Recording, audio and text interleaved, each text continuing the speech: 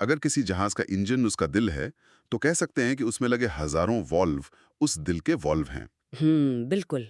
अगर वो सही समय पर, सही दबाव पर ना खुलें या बंद ना हो, तो पूरा लोहे का ढांचा एक दिल की धड़कन की तरह रुक सकता है। सही बात है। तो आज हम जहाज के इसी सर्कुलेटरी सिस्टम, मतलब कि वॉल्व्स, इनकी जो छिपी हुई दुनिया है, उसमें एक गहरी पड़ताल करने वाले हैं। ये एक बहुत अच्छा रूपक है, क्योंकि ये सिर्फ पाइप और फिटिंग का मामला नहीं है।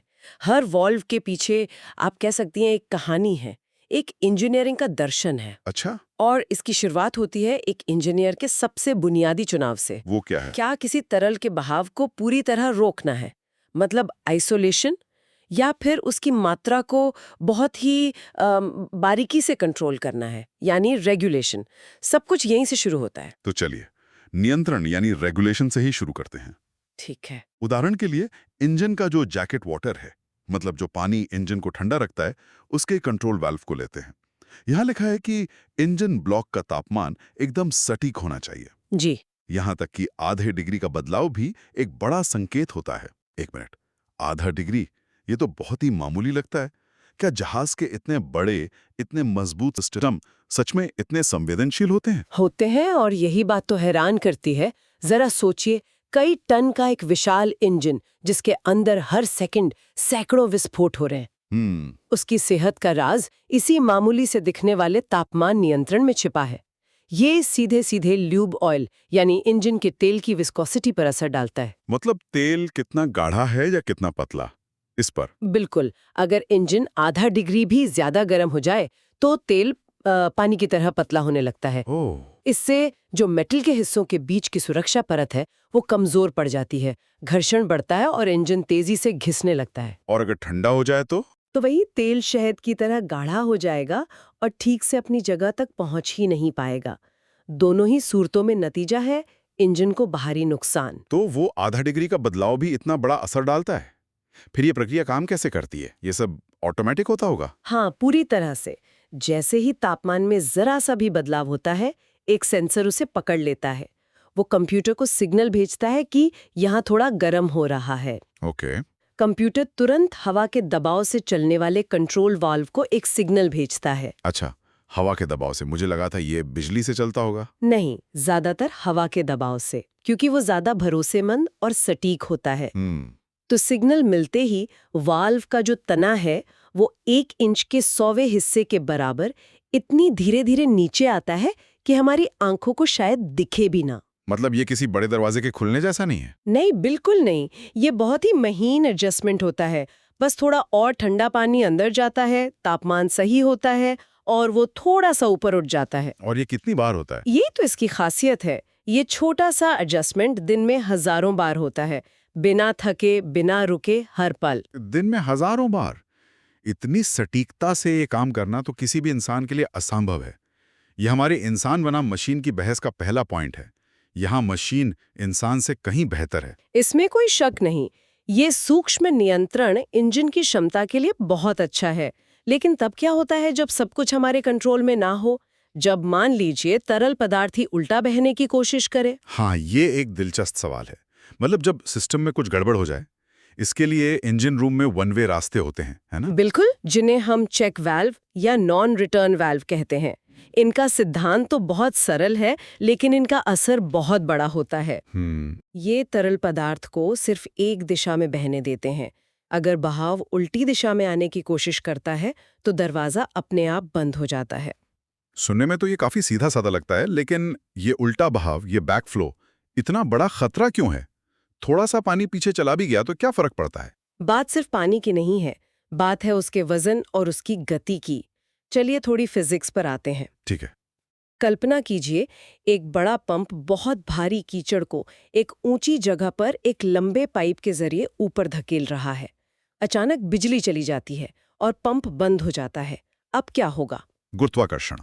पाइप में मौजूद सारा कीचड़ तेजी से नीचे आकर पंप से टकराएगा। और वो सिर्फ टकराएगा नहीं, वो पंप के पंखों को जबरदस्ती उल्टी दिशा में घुमा देगा। ओहो। इतनी तेजी से कि पंप की मोटर जल सकती है या पूरा केसिंग फट सकता है।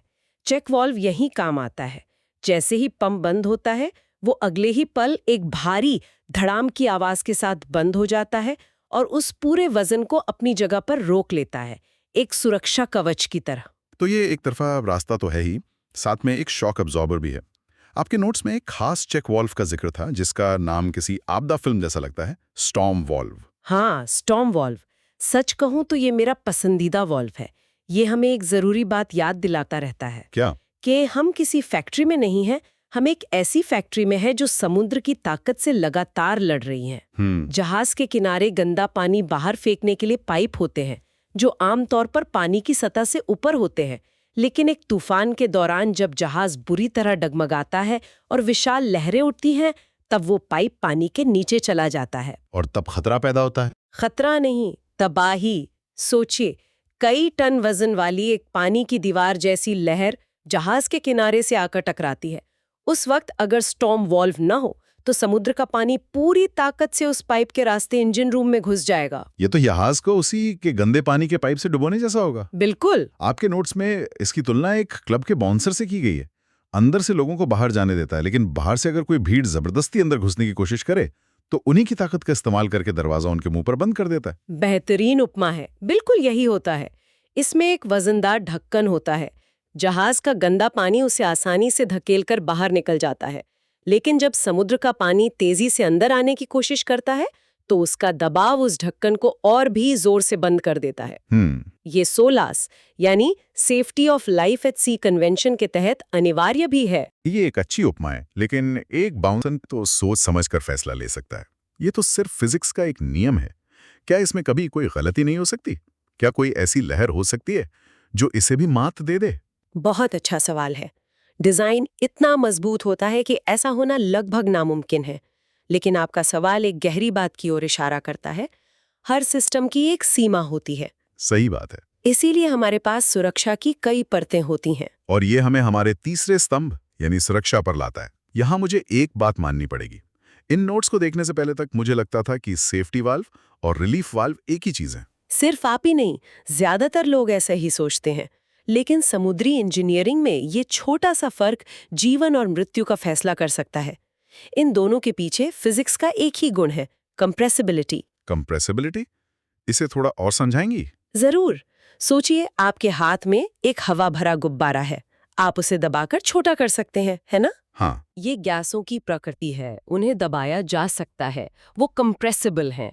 अब एक पानी से लबालब भरी बोतल लीजिए, क्या आप उसे दबा सकते हैं? नहीं, बिल्कुल नहीं। नहीं, तरल पदार्थों को दबाया नहीं जा सकता, वो इनकम्प्रेसिबल हैं। यही छोटा सा अंतर इन दो वाल्वों के बीच जीवन रक्षक फर्क पैदा करता है। अच्छा।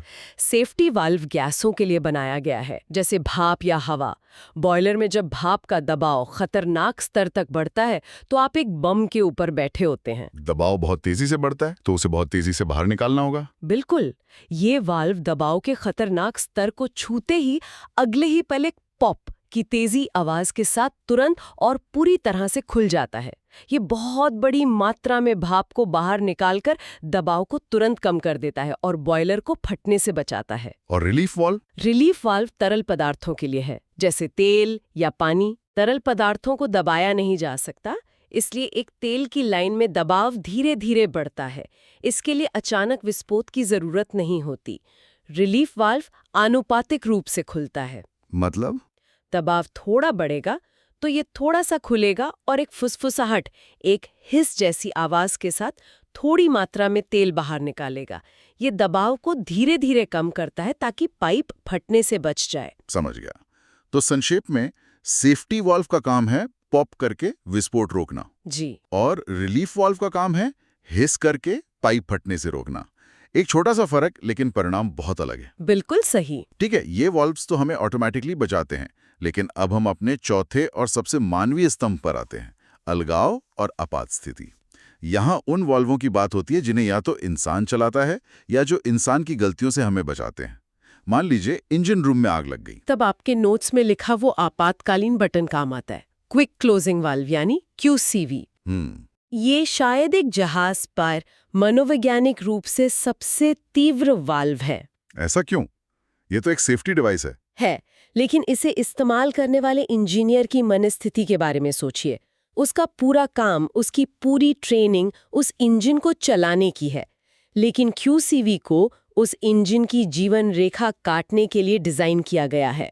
आग को उसका ईंधन बन करके भूखा मारना। बिल्कुल, अगर इंजन रूम में बड़ी आग लग जाए तो आपको ईंधन की सप्लाई तुरंत रोकनी होगी। लेकिन जलते हुए इंजन रूम में भागकर कोई वाल्व बंद तो नहीं कर सकता, ये तो आत्महत्या जैसा होगा।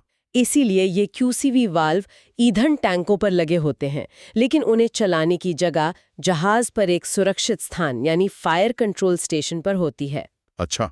ये वाल्व स्प्रिंग के जोर से हमेशा बंद होने की कोशिश करते हैं।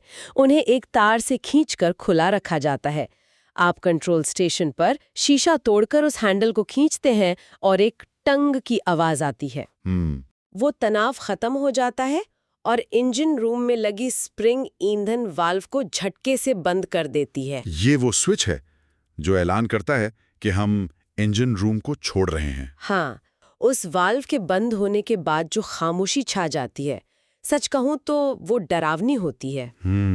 आपको अचानक उस विशाल जहाज का वजन और अपनी जिम्मेदारी महसूस होती है। हाँ। वो खामोशी एक इंजीनियर के लिए सबसे शोर भरी आवाज होती है। ये एहसास कि हमने इंजन को बचाने की लड़ाई छोड़ दी है। इतना बड़ा फैसला लेना एक तरफ, लेकिन हमारी रोजमर्रा की छोटी छोटी गलतियां, हमारी बोरियत, ध्यान भटकना, इसके लिए भी कोई समाधान होगा? जरूर है। यहीं पर सेल्फ क्लोजिंग वाल्व या जिसे डेड मैन वाल्व भी कहते हैं, वो काम आता है। Dead man valves? हाँ, हम मशीनें नहीं हैं। हमारा ध्यान भटकता है, हम ऊब जाते हैं, हम गलतियां करते हैं। ये वाल्व ईंधन टैंक से पानी या कीचड़ निकालने जैसे धीमे और उबाऊ कामों के लिए इस्तेमाल होता है। अच्छा, ड्रेन करने के लिए। तो इसमें खतरा क्या है? खतरा मानवीय भूल का है। अगर ये एक साधारण वाल्व होता तो एक इंजीनियर उसे खोलकर अपना फोन देखने या कॉफी पीने जा सकता था। 10 मिनट बाद लौटकर देखता तो हजारों लीटर डीजल फर्श पर फैला होता। एक बड़ा तेल रिसाव, आग लगने का बड़ा खतरा। बिल्कुल। ये बहुत दिलचस्प है क्योंकि ये डिजाइन इंसान को सिस्टम का सबसे कमजोर हिस्सा मानकर चल रहा है। ये थोड़ा निराशावादी भी है ना? ये यथार्थवादी है। ये वाल्व स्प्रिंग लोडेड होता है। इसे खुला रखने के लिए आपको हैंडल को लगातार दबाए रखना पड़ता है। अच्छा। जैसे ही आप हाथ हटाते हैं, ये झटके से बंद हो जाता है। ये आपको काम पर ध्यान देने के लिए मजबूर करता है। अगर आप धुएं से बेहोश हो जाते हैं तो ये बंद हो जाएगा। अगर आप काम छोड़कर चले जाते हैं तो ये बंद हो जाएगा। ये मानवीय भूल की गुंजाइश को ही खत्म कर देता है। तो इसी चौथे स्तंभ का एक और पहलू है रखरखाव, यानी आइसोलेशन। हाँ, ये एक वाल्व का सबसे बुनियादी काम है। किसी पाइप में बहाव को पूरी तरह से बंद करना।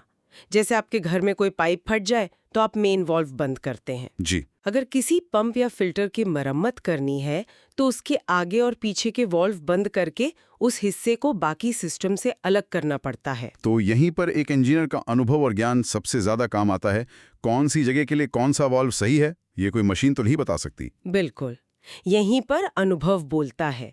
मुझे याद है, एक बार एक नए इंजीनियर ने बहाव को कंट्रोल करने के लिए एक गेट वाल्व को आधा खुला छोड़ दिया। वो वाल्व सिर्फ पूरी तरह खुलने या बंद होने के लिए बना था।